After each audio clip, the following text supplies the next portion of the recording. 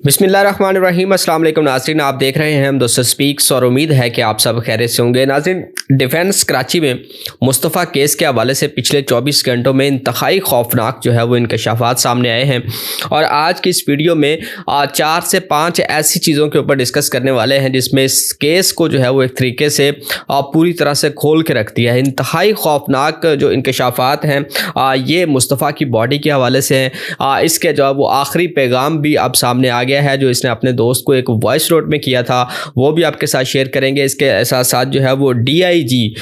CIA जो मुक़द्दस हैदर हैं, उन्होंने एक प्रेस कॉन्फ्रेंस की और इसमें इस तमाम तर वाक़े को जो भी इन्वेस्टिगेशन थी और जो शरीक मुल्ज़िम है इसके अंदर शिराज़ को, उस हवाले से जो कुछ तफसीलात हैं वो भी आपके साथ शेयर करेंगे। इसके साथ साथ मुस्तफ़ा को जो है वो नाज़रीन कत्ल नहीं, इस तरीके से नहीं किया गया कि उसको जो है वो शेरों के आगे डाला गया, या बल्कि उसको अपनी ही गाड़ी की डिग्गी में रख कर इन दरिंदों ने जो है वो ज़िंदा जलाया है। इस हवाले से भी कुछ तफसीलात सामने आई हैं, वो भी आपके साथ शेयर करेंगे। पुलिस अफसरान को गफलत बरतने पर मुअत्तल भी किया गया है, वो भी आपके साथ शेयर करेंगे। और साथ ही साथ जो है वो मुस्तफ़ा की जो वो कब्र कशाई के हवाले से जो तफसीलात हैं, जो इनकी वालदा की तरफ से दरख्वास्त दी गई है, वो भी आपके साथ शेयर करेंगे आज की इस वीडियो में। तो सबसे पहले जो अरमगान की बात करें तो इस हवाले से इंतहाई खौफनाक और हैरान कुन तफसीलात जो है वो सामने आई है। वो ये कि इसके अपने नाम के बारे में, अरमगान के बारे में कोई भी फ़र्द इसका असली नाम जो है वो वहाँ पे नहीं जानता था। इसका जो बाप है, इसके जो मुलाजमीन हैं घर के, वो इनको जो है वो बाज़ के नाम से जानते थे और इसके अलावा इसके जो दूसरे दोस्त हैं वो भी इसका जो है असल नाम नहीं जानते थे। ये इंतहाई एक तरीके से हैरान कुन चीज़ है कि इसकी इतनी जो है इसको सिक्योर क्यों किया गया। इसने हर चीज़ के ऊपर जो है वो एक एक्स्ट्रा सिक्योरिटी जो है वो नाफिज की थी। इसके घर के अंदर जो है वो किसी भी फ़र्द को मोबाइल फ़ोन इस्तेमाल करने की इजाज़त नहीं थी। इसके साथ साथ ये जो जहाँ पे ये रह रहा था, ये बंगला भी इसने जो है वो कुछ ही देर पहले जो है इसने ख़रीदा था और इस घर के अंदर जो है वो एक इलेक्ट्रिक सिस्टम मौजूद था और 35 से ज़ायद जो कैमरे थे वो इस घर के अंदर सिक्योरिटी के तौर पे नस्ब किए गए थे। और जिस दिन पुलिस ने अरमगान के घर पे छापा मारा था तो वो इस सारी कार्रवाई को, इस पूरी जो पुलिस नकल हरकत कर रही थी, उसके ऊपर जो है वो प्रॉपर तरीके से उसको मॉनिटर कर रहा था और यही वजह था तो उसने एग्जैक्ट पुलिस के ऊपर उस वक्त फायरिंग की जबकि वो उसके कमरे की तरफ जो है वो जाने लगे थे। तो इसने अपने डिफेंस के लिए, अपने दिफा के लिए, क्योंकि ये सारी चीज़ों को देख रहा था, इसलिए उसने वहीं पर पुलिस के ऊपर जो वो फायर किए और इसमें जो है वो मुतअद्दिद पुलिस एहलकार जो है वो ज़ख्मी भी हुए थे। तो ये एक बड़ा ही, एक 20, 22, 25 साल का जो एक नौजवान है वो इस तरीके से इतना प्लान्ड किस तरीके से है, ये बड़ी ही एक तरीके से अलार्मिंग सिचुएशन है। वो जदीद असलहा रखे हुए है, कीमती गाड़ियाँ उसके पास मौजूद हैं, 100 से ज़्यादा लैपटॉप उसके पास मौजूद हैं, सीवियर किस्म की सिक्योरिटी उसने रखी हुई है और इसके घर के अंदर जो है वो तमाम चीज़ें जो है वो इस चाहते न चाहते हुए भी एक चीज़ें ज़हन में आती है कि ये किस तरीके से एक बंदा इसको मैनेज कर रहा है। इसके पीछे कोई ना कोई और भी चीज़ें सामने आएंगी जैसे जैसे इस केस के अंदर जो है वो तफसीलात सामने आएंगी। बहरहाल मुस्तफ़ा केस के ऊपर पुलिस की जो नाइली है, जो जिस तरीके से उसको प्रॉपर तरीके से इन्वेस्टिगेट नहीं किया गया है, मुल्ज़मान को कहीं ना कहीं जो है वो रिलीफ देने के लिए और उनको उस तरीके से थोड़ी सी फेवर देने के लिए पुलिस अफसरान को जो है वो इस तमाम तर वाक़े के ऊपर जो है वो SHO दरख्शां जो हैं उनको नाअहली बरतने पर जो है वो डिसमिस कर दिया गया है, मुअत्तल कर दिया गया है। इसके साथ साथ एक तफ्तीशी ऑफिसर हैं और एक ASI हैं, उनको भी इस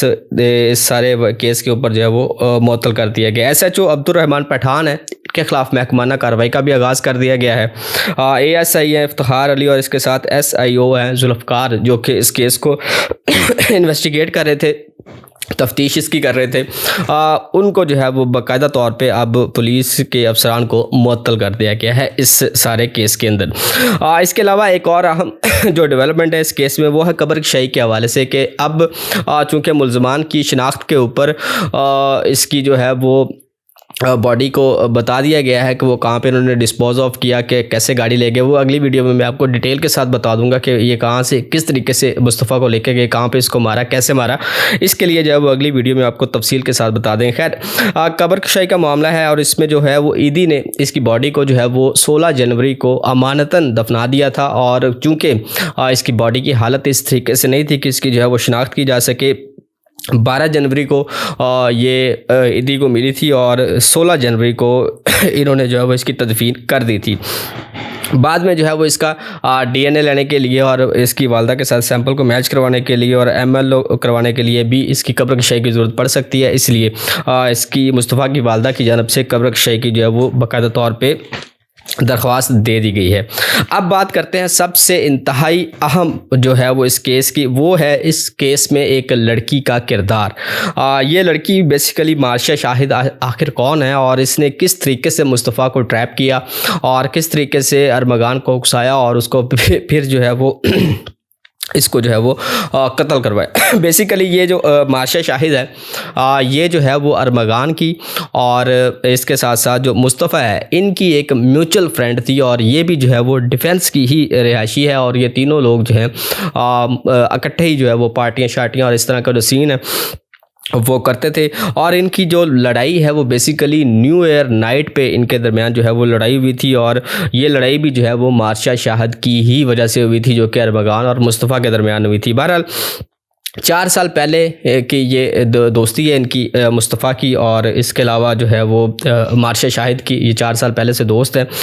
इनकी तस्वीर भी मौजूद हैं, चैट भी इनकी सामने आ चुकी है, कॉल्स वगैरह का डाटा भी इनका सामने आ चुका है। बाद में कहा यह जा रहा है कि इसकी जो है वो अरमगान के साथ जो है वो ज़्यादा गपशप होने लगी थी, जिस बात का एतराज़ था मुस्तफ़ा को और मुस्तफ़ा नहीं चाहता था कि ये जो है वो ज़्यादा अरमगान के साथ जो है वो बातचीत करे, जिसके ऊपर इन दोनों की थोड़ी सी लड़ाई हुई और उसमें अरमगान ने ये कहा था मुस्तफ़ा को कि वो मुस्तफ़ा को और मार्शा को दोनों को जो है वो मार देगा। और इसके बाद ये लड़की जो है वो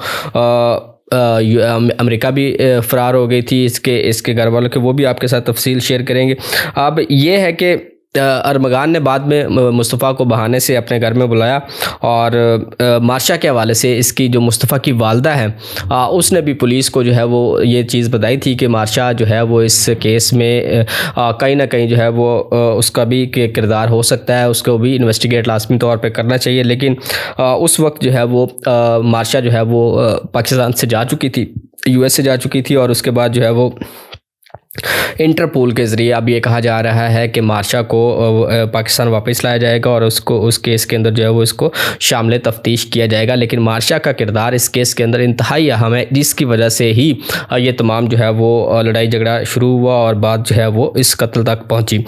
इसके अलावा अगर हम बात करें मुस्तफ़ा के आखिरी ऑडियो पैगाम की, जो कि इस वक्त आपने सोशल मीडिया के ऊपर और मेन स्ट्रीम मीडिया के ऊपर देखा होगा, जिसमें उसने अपने एक दोस्त राफ़े को एक वॉइस नोट किया जिसमें वो ये कहता हुआ नज़र आ रहा है कि आपको सुनाई देगा कि